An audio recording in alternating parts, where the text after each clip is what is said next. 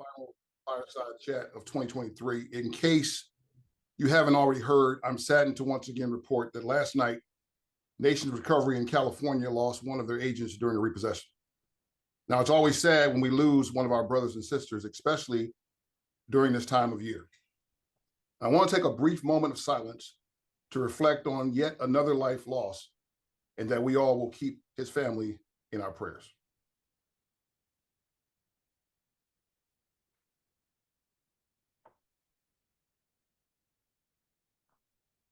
Thank you. In the backdrop of this sad news today, as we gather and reflect on the past year, I am truly grateful and honored by your presence here this afternoon. And if you were at the ARA conference earlier this year, I shared a little of my background with you. Today, I'd like to return to that story. 40 years ago, I walked up my first driveway to reclaim a vehicle that the debtor had unfortunately gotten behind on payments. And after successfully force tooling that ignition, I started the car and shots rang out, hitting the car all over as I sped off on a really adrenaline high. That adrenaline high still lasts to me today. The problem of agents being shot, as we experienced last night, or even being killed in the line of recovering vehicles continues. Nothing has changed to address this problem, which you all know has gotten worse. 40 years ago, I was paid $55 per car. I was expected to hire my own help, use my own vehicle and tools, and work 6 to 7 days per week. My employers over the year were paid between $275 and $300 per unit, but they were able to itemize all other services. They were able to charge for all services they rendered on behalf of their client. The problem with our pay continues to this day.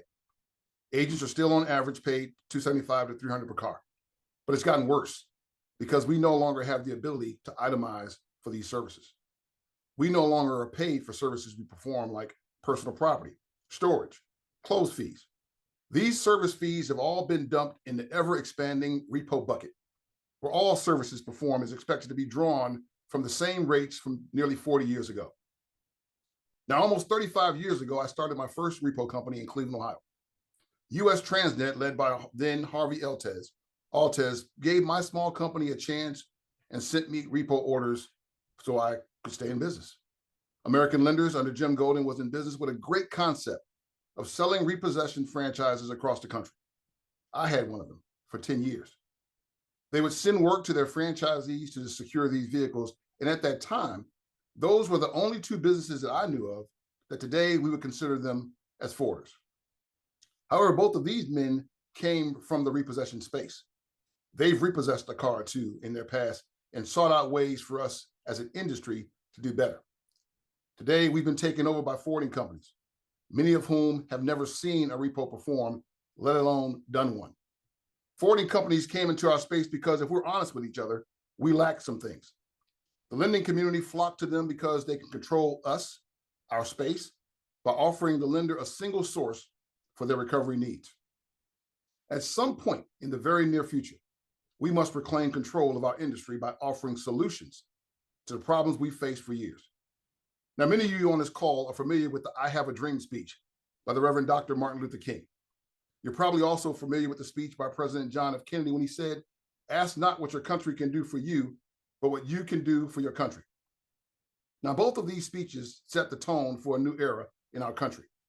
And I begin our chat today in that same spirit. This is the day we must ask ourselves, are we satisfied with just surviving, or do we want to thrive? Are we better off going it alone? Now, I'm going to be direct with you. What are you doing, or what have you done to improve our great industry? Now, we have a reputation for being complainers in an industry where there is no consideration for our bottom line. Do we continue to complain about the damage done to the street level, or do we begin looking together to solve the decade-long loss of control of our own businesses?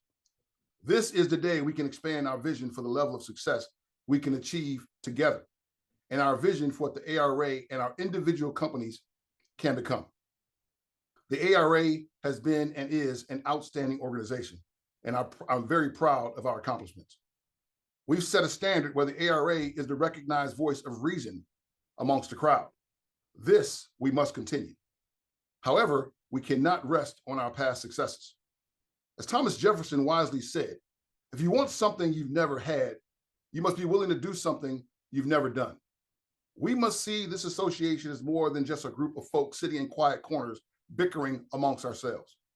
We must draw on the many things we have in common outside of our ARA membership. We need to begin moving forward in one unified front to ensure our success. Another question that comes to mind is, are we really successful? Have we really created wealth from our recovery businesses? Or are we simply tiptoeing around in other things that make this business appear successful? I'm not going to appear to know the answer to that. What I do know is I have a dream that we will one day reclaim our great industry. I, like all ARA members, harbor this dream, a dream of controlling our destiny, a dream of a day when new assignments are once again returned to their rightful owners, a dream with the ARA and its members uniting to lead this great industry to ensure our success. I have a dream that we will not speak at one another, but find ways to speak to each other, even when we disagree. I have a dream that we are in a good and honorable business industry, one that will grow to higher levels and flourish. I have a dream that we can raise our sons and daughters to take over these businesses once again and not simply be forced to sell them off because it's not worth for our children to take on these businesses. I've seen several dreams come true over the past course of this year, where the ARA has stepped up and represented its membership, even when it was tough, even when it was against clients who benefited the ARA, where it would have been much easier for the ARAs to just remain quiet. The fact that we stood up is what's most important. For example, Credit Acceptance Corporation blacklisted an ARA member from working their assignments. He contacted us, and the ARA board stepped up and had multiple conversations with this lender to change their perspective and open the door for our member to begin receiving assignments again. That's the power of staying united and working together instead of having one of our members go it alone. The ARA went all in with him. ARA brought value to its members in many other ways in 2023, much of which came as a result of member feedback and suggestions. This demonstrates the importance of open, continued dialogue between members and the board. Among our achievements and ongoing efforts, we have ensured that members got paid by clients. We had multiple conversations with the forwarding community throughout the year to promote better payment practices, not only for our membership, for the entire industry. We ensured that contract language is fair and equitable for the entire industry. We led the way in fostering national policies on pre-approval processes of flatbed and dolly fees by having roundtable discussions with clients and lenders. We provided our members and the industry the freedom of choice to select whatever training program they desired. We created an email to text system to provide members a better avenue to know what's going on in and around our association. We created a compliance monitoring program with plans to create the best customer and member support team in the country. We created a 50-state solution, which will be a source for our members to view an accumulation of laws and regulation on various aspects of the repossession process, putting a valuable resource at every member's fingertip. We invested in technology to allow for direct assignments will be built into our membership directory. Now, these are not just checkboxes. They are tangible results of our collaborative effort. In the coming months, we'll launch our plan of success in the areas we all are struggling in. First, we'll conduct a planning session with select members on ways we can develop a plan to address our problems with solutions. We will do this with your feedback and continued discussions. Second, we will send a member engagement survey to identify areas we need to improve on and gain a better insight on your needs and expectations of your association. Third, we'll look for ways to have a year-long networking opportunities for all our members. With the leadership of our new member committee chair, Amy Benton, we will seek to attract new members to expand the reach of the ARA. We will shift from quarterly fireside chats to a town hall Zoom forum each quarter to help aid our need for better communication and to gather ongoing feedback to address your concerns and hear directly from you. Now, I know it can be intimidating to speak up, but we must do better. We need to communicate at this level, even when it's difficult. If we don't communicate with each other in forums such as this, how can we promote our needs to the folks who control our space? We can sharpen each other if we remain committed to talking, not just talking about what's going on in the industry, but talking out our problems and together seeking solutions to those issues. We're going to seek out industry partners committed to the success and improvement of the agent network and provide them with your suggested solutions to our problems. We will launch a campaign to bring in donations, especially in light of what happened last night. Donations directly from the clients we represent, looking for them to contribute to safety, to a safety drive for our agents. Now, I believe we can start by having the lending community pledge upwards of $3 to $5 million, a goal that can fund body cameras and body armor for the drivers in this industry. We cannot think small, and we must seek their participation. Once again, if it's something we want and something we've never had, we collectively must be willing to do things we've never done. These steps can serve as a foundation for our association's growth and its success in the months and years to come. Your feedback will be essential in the ongoing success. Our dream of reclaiming our industry will require active participation from every one of us. I challenge you to consider what you've contributed to this industry in 2023 and how you can improve on that in 2024. Consider this. If we as an association pushed and pulled at the same time with the same force, that response would demand action from the lending and forwarding community. There's a lot more projects in motion that you'll see in the upcoming year, including a member services division. And again, everything we're working on came from our members sharing their ideas. Many thanks to the entire ARA staff and the board members for your hard work and dedication to this body. It is your service that makes this all possible. Now, I would be remiss if I didn't pause and thank those members who are volunteering hundreds of hours each year to benefit us all. Members who serve by traveling at their own expense to various client functions across the country to benefit this membership. I have a special shout out to Wayne Ray, the president of Romans Adjusters in Dallas, who's provided our association with his expertise and skills the entire year, all for the sake of improving our industry and the ARA. Now, we recognize and appreciate all of your efforts, and we're eternally grateful. We cannot rest, or this coming year will be no different than the past. We will still depend on those who've worked tirelessly once again. It is in my dream that more members will step up to make the dream of reclaiming control of our ability to thrive a reality. And if we work together, we can fine-tune our efforts for a future where our industry flourishes, our businesses grow, and we can proudly pass the torch to the next generation. Let me end by going back to the JFK quote in an appeal to ask not what the ARA can do for you, but what you can do for the ARA, because that's truly the only way we can move this bar. By working together, we all can thrive. Our association is a family. Our strength lies in each member. Together, we can reclaim our industry, assert our true ownership, and ensure a prosperous future for us all. Thank you for your commitment to the American Recovery Association. And on behalf of the entire board of the ARA, I wish you all a Merry Christmas, and I pray that 2024 brings in a sense of urgency for us to reclaim this great industry together as one. Tony? Thanks, Vaughn. So I just wanted to give everybody a minute or so if you've got any questions or comments. And if not, this is, I mentioned up front that this was going to be pretty short. So comment from Lauren, thank you. You're inspiring. Glad you are our president. Thank you, Lord. Well, Vaughn, I don't see any others coming in. So with that, guys, just be on the lookout for a recording of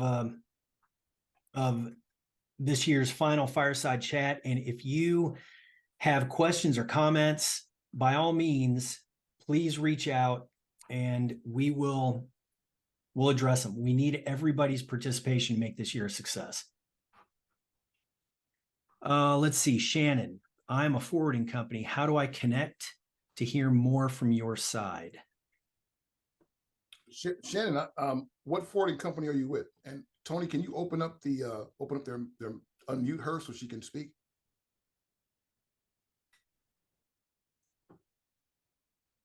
Yeah, 1 second.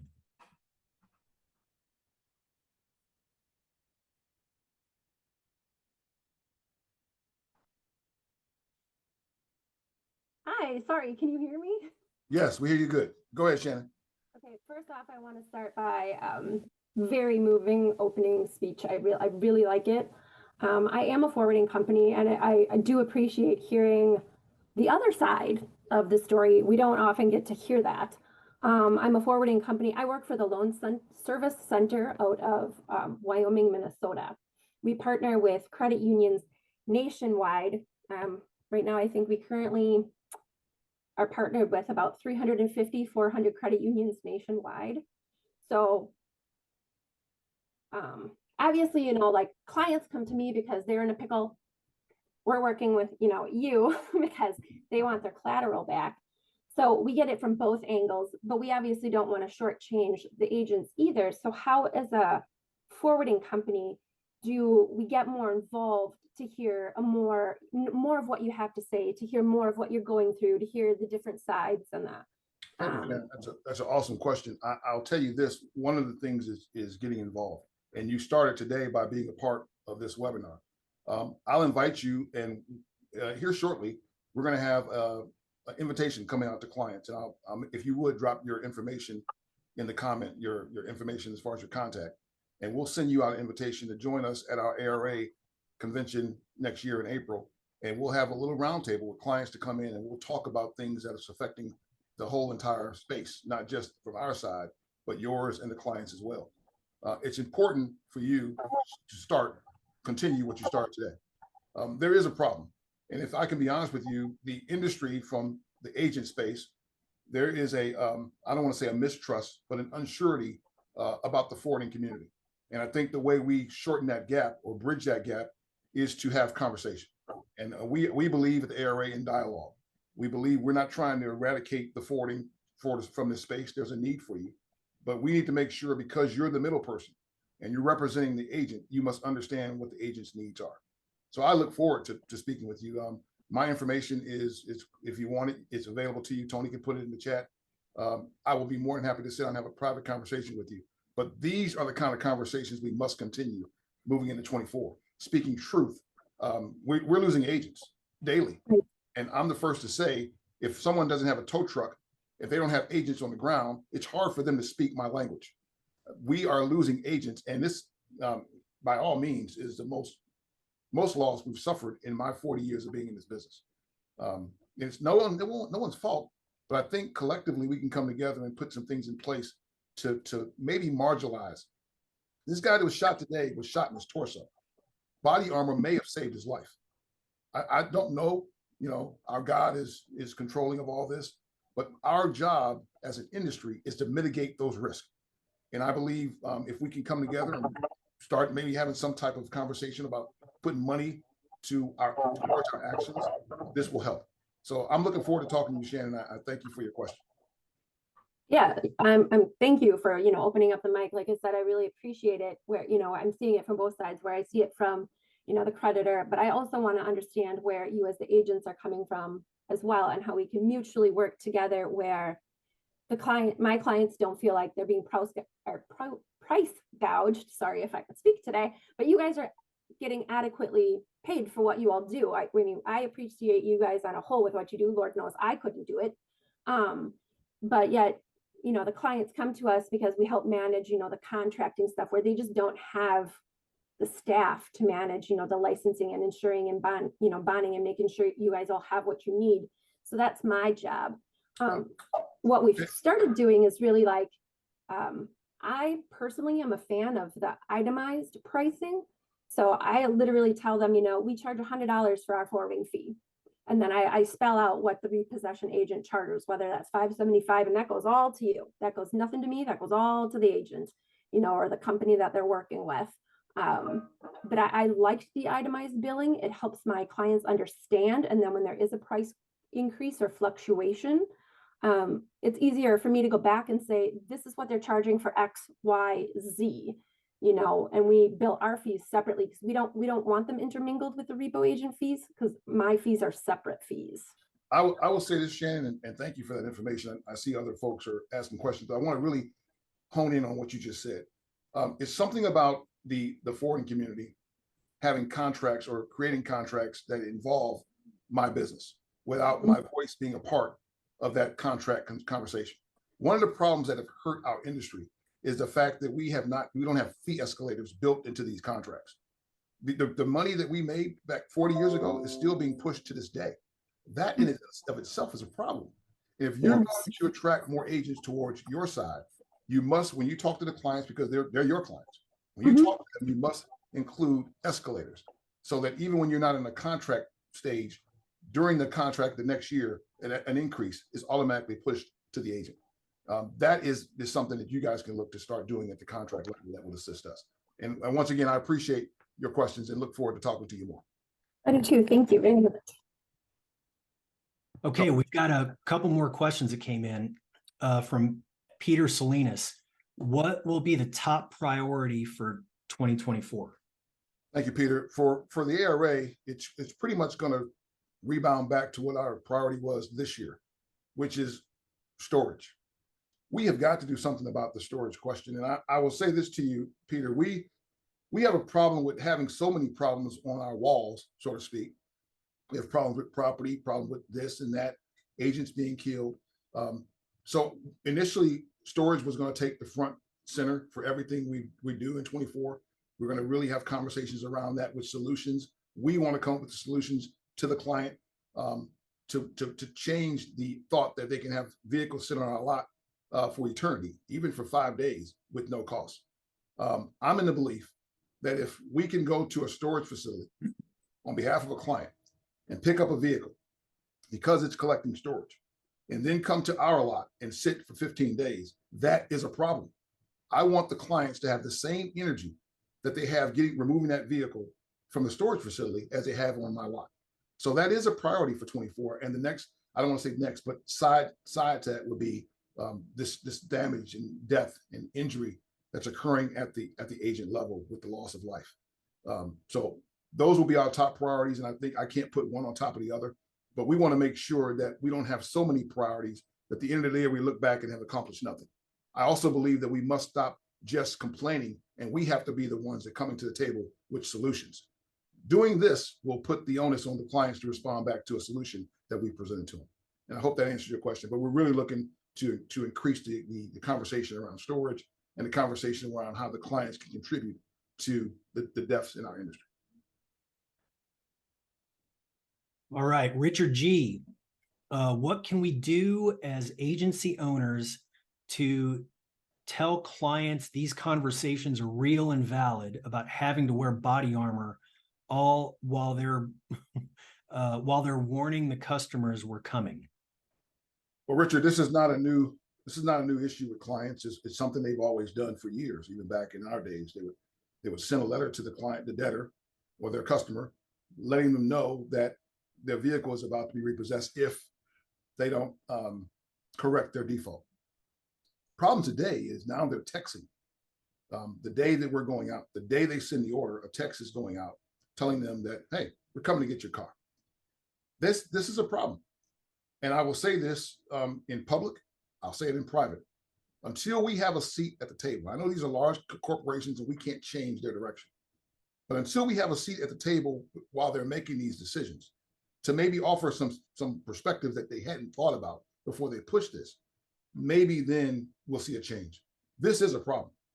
And agents are being killed while these vehicles are being repossessed. And you never know that one. We could have 500 successful repossessions around them sending these texts out, but it only takes one.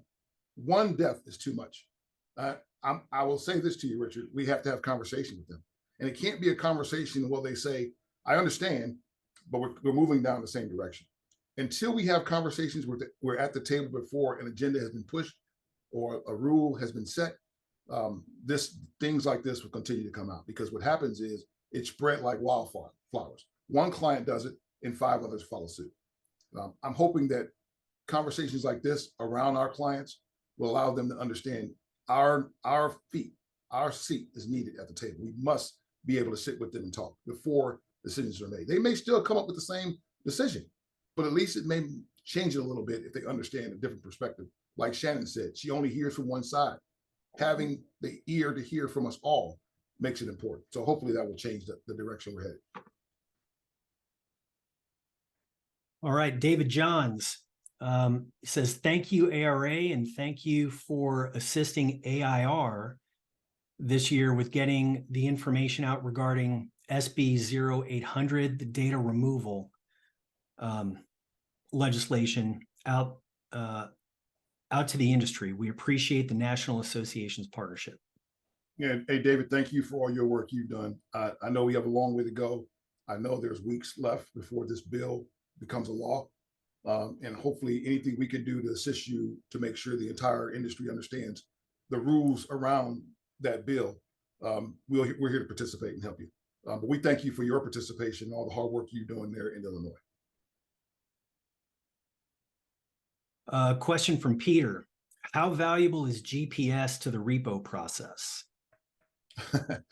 You know, Peter, that's a good question. Sometimes a GPS does us more damage than good. We find ourselves chasing around a vehicle for hours and hours on end. It's my belief that a GPS is a repossession. It just happens to have a GPS on the vehicle to protect the client's best interest. A lot of clients are under the belief that if it has a GPS on it, somehow it should the cost of the repossession should decrease.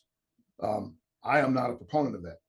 I believe that it's important that everyone understands that a repossession is a repossession, regardless of what you've done to protect your best interest. We still have to send agents out. Agents are still getting hurt during the act of repossession. Most of the debtors and your customers know that there's a GPS on their vehicle, so they know that you know where it's at. So I believe that sitting in wait and running around, it's great, but it's also, it proves the repossession process to be a lot more difficult. But when you turn it to the price point, and I don't know if that was your question, part of your question, but I want to make sure I respond that way. A GPS is still a repossession. The insurance doesn't change. The storage lot that goes to doesn't change. The cost of doing that job doesn't change for us. So it's still a repossession. We appreciate the GPSs because at least we know where the vehicle is at. But they move around a lot, and some of them become more difficult than the ones where we don't know where it's at. All right. Well, it looks like that's all the questions that have come in. Before we end, I just wanted to remind everybody that ARA's 60th annual convention and 15th NARS convention, NARS 2024, are April 10th through the 12th. And you can learn more at reposummit.com, reposummit.com if you want to register and learn more about being an exhibitor. If you've got a product or service that you want to share with the repossession community, or sponsorship. So I would definitely encourage you. This year is shaping up to be the best one yet. So unless there are any other questions, I think we're gonna end it now. I appreciate Tony, I will say one thing before we end. I noticed Ryan Miller in the chat put down that body armor would have saved his agent's life. And I'm an emotional guy. That upsets me that we're losing agents' lives. And it's important that we act on this.